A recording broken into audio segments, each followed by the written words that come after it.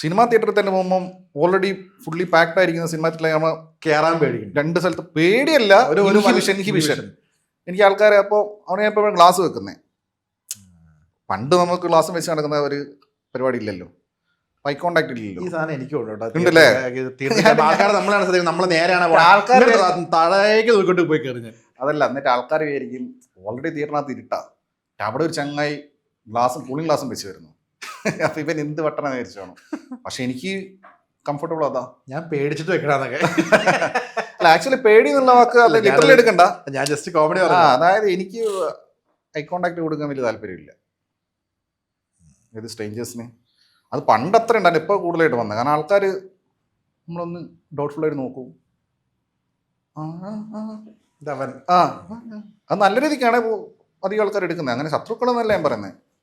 പക്ഷെ ആ ഒരു കമ്മ്യൂണിക്കേഷൻ അവോയ്ഡ് ചെയ്യാൻ വേണ്ടിയിട്ട് ഞാൻ ഉപയോഗിക്കുന്ന ട്രിക്കാണ്.